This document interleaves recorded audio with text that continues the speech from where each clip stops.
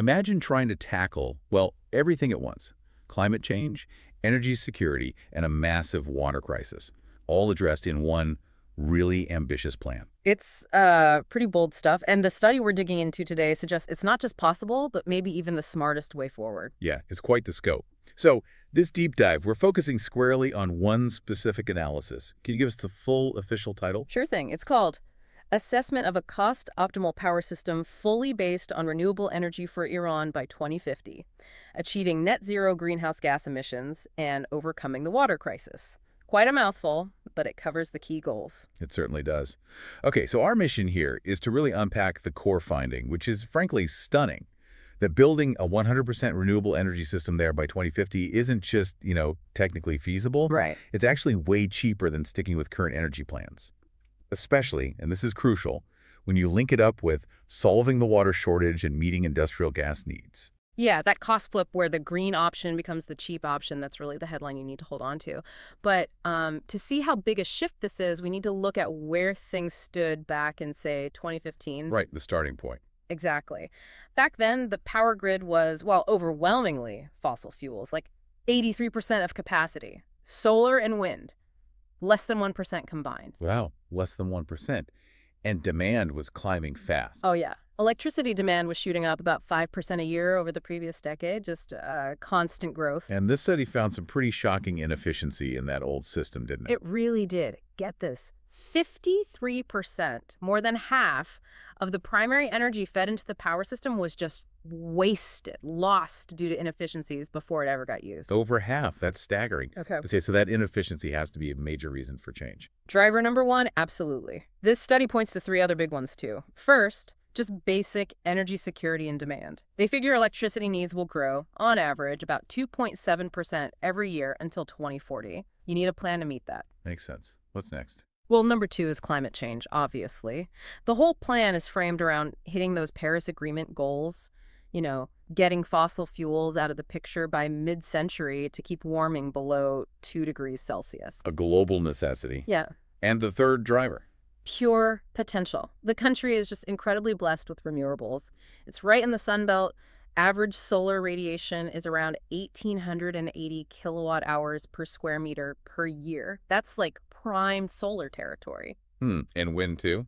Yep. Huge wind potential as well. The technical potential is estimated around 140 gigawatts, so the resources are definitely there. Okay, and the final, critical piece, water. Ah, yes, the water crisis. It's not a small thing. The study mentions projections of absolute scarcity hitting by 2025. That's incredibly serious. So renewables aren't just about power, they're about survival, powering desalination. Precisely. It links everything together. So to figure out the best way forward, the study used a pretty advanced tool, the LUT Energy System Transition Model. Yeah, the model. How does that work, basically? Right. Well, it looks at the whole country, broken down into 9 connected regions, and crunches the numbers hour by hour for a full year to find the absolute lowest cost way to build and run the energy system by 2050. Okay, an optimization model.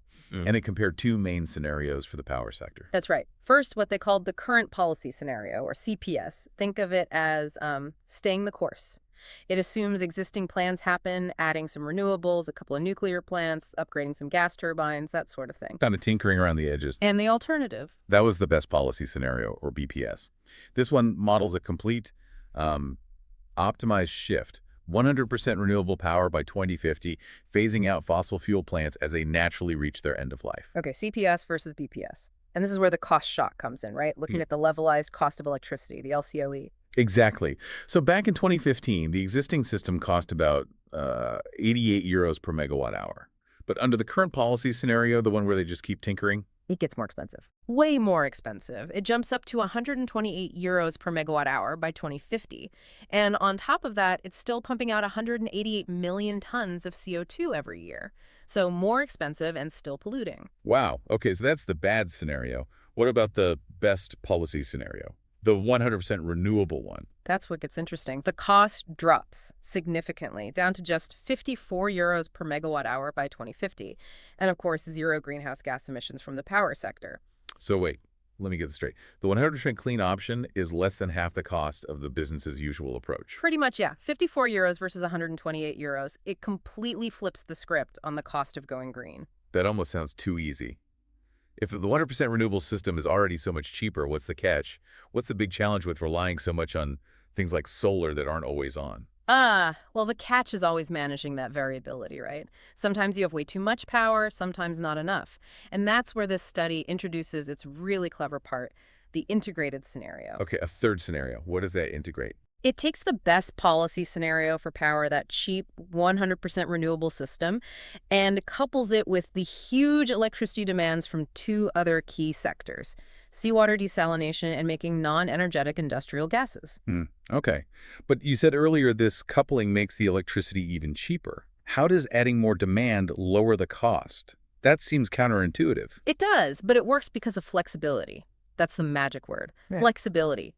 Think about it. When the sun is strong or the wind is high, you've got tons of cheap power, maybe more than the grid needs at that exact moment. Right. Normally you'd have to curtail, just switch off the panels or turbines. Exactly, which is wasteful. But in this integrated system, instead of wasting it, you divert that super cheap excess electricity straight into running the desalination plants or making synthetic natural gas, SNG. Ah, I see. So the water and gas plants act like giant flexible sponges, soaking up power when it's abundant and cheap. You got it. They become flexible demand centers. And having that flexibility lets the whole system run much more efficiently. It optimizes everything. The result, the overall electricity cost drops again, down to just 41.3 euros per megawatt hour by 2050. 41 euros. That's another, what, 24% cheaper than the already cheap renewable scenario. Yep, a massive extra saving just from integrating those sectors. That must mean huge savings on the actual grid infrastructure, too. Less need for backup and smoothing things out. Absolutely massive savings on the hardware. The study breaks it down. The cost for power transmission lines drops by an incredible 93%. The cost associated with curtailment throwing away power falls 56%.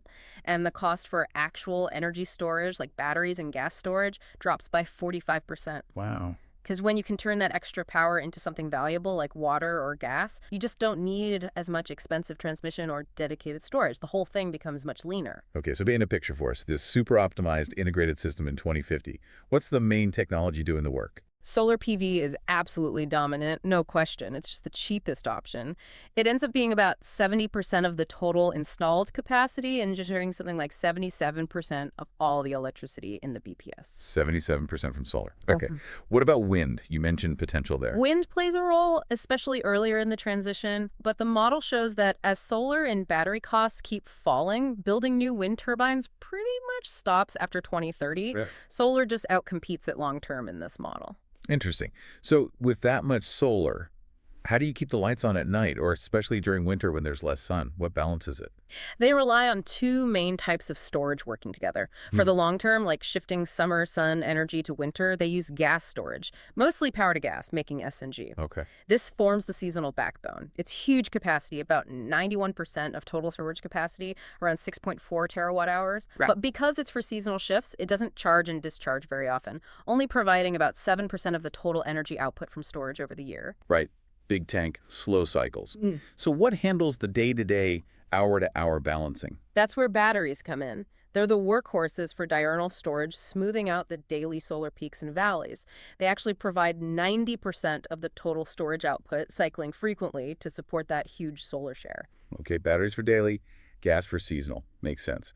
Let's shift focus a bit to the human impact side, that water crisis. How does this integrated system solve that? You mentioned desalination. Yeah, the model found the best approach was using seawater reverse osmosis, SWRO. It's just the most cost-effective and energy-efficient technology right now. And how much of the country's water needs can it meet? By 2050, the projection is that these renewable-powered desalination plants cover about 82% of the total national water demand. That's over 100 million cubic meters of fresh water per day. 100 million cubic meters. That's incredible. Is that desalinated water affordable? It gets cheaper over time. The study projects the levelized cost of water, the LCOW, drops steadily from about 2.3 euros per cubic meter in 2015 down to 1.5 euros by 2050. What drives that cost reduction? Two main things. SWRO technology itself keeps getting more efficient, and crucially, the cost of the electricity powering it drops dramatically because of the cheap, renewable, integrated system we've been talking about. Right. The cheap power makes cheap water possible. Okay. What about the industrial side? You mentioned gas demand. Yeah, there's a significant demand for industrial gas that isn't used for Energy, think feedstocks for chemicals, things like that, projected to be almost 250 terawatt hours thermal by 2050. So how do you decarbonize that? That's the other big role for power to gas, PTG. Around 2035, the model shows it becomes cheaper to produce renewable synthetic natural gas, SNG, using clean electricity than it is to use fossil gas. So you just substitute the fossil gas with clean SNG. Exactly. It ensures those industrial processes get fully defossilized too, using the same PTG tech that helps with seasonal energy storage. Clever integration. Now, you mentioned the model used 9 interconnected regions, not just one national grid model. Yeah. Why was that important? Oh, it's absolutely critical for realism and efficiency. Resources aren't spread evenly, right? Some areas are sunny, some windy, some have high demand. Sure. Connecting them with a strong grid provides flexibility. You can send power from where it's abundant to where it's needed. That increases reliability and actually reduces the amount of storage each individual region needs to build locally. So the grid itself acts like a buffer. A huge buffer. In this optimized system, something like 22% of all the electricity generated gets traded between these 9 regions. It's a very active transmission network. Okay, so who ends up being the big power exporters and importers in this 2050 scenario? The study highlights Region 9, that's down south, Kerman, Sistan, and Baluchistan. It becomes the main net exporter by far. Why him? Massive land area and just fantastic solar resources. They end up exporting about 64 terawatt hours, which is almost half of all the power transmitted across the country. Okay, so they're the solar powerhouse. Yeah. Where does that power tend to go? Mostly towards the areas with the biggest demand and less space for local renewables.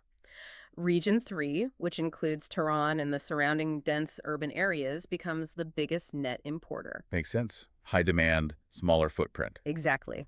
It sucks in about 32% of all the imported electricity.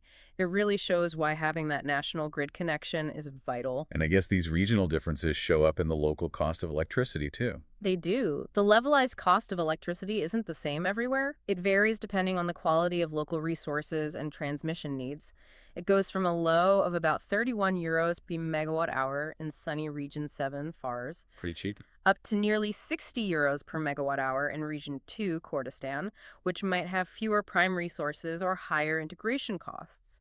But the key is, the interconnection means everyone benefits from the lowest cost generations somewhere in the system. Right, the national grid averages it out to some extent. Okay, let's pull back for the big picture again. If you had to summarize the core argument, the central takeaway from this entire study. I think it's a stark economic choice. Sticking with current policies, that leads you to a system in 2050 that's inefficient, still polluting heavily, 188 million tons of CO2 a year, and costs a whopping 128 euros per megawatt hour. Expensive and dirty. Exactly. The alternative, a 100% renewable system fully integrated with water desalination and industrial gas production.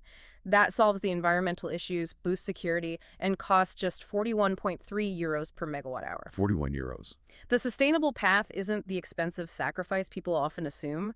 According to this analysis, it's actually the cheapest, smartest way forward. A really powerful finding. And just to remind everyone, this deep dive was based entirely on this study titled Assessment of a Cost-Optimal Power System Fully Based on Renewable Energy for Iran by 2050, Achieving Net Zero Greenhouse Gas Emissions and Overcoming the Water Crisis. Now, this study did a fantastic job integrating the power sector with desalination and non-energetic gas. But it does leave you wondering, doesn't it? What's next for getting to a total zero-emission energy system across the entire economy? That's a great point, because this analysis didn't really dive into transportation or the massive heating and cooling sectors or all the different industrial feedstocks needed. Right, but those are the next big pieces of the puzzle that future work needs to integrate to complete the picture. Definitely something for you, the listener, to think about.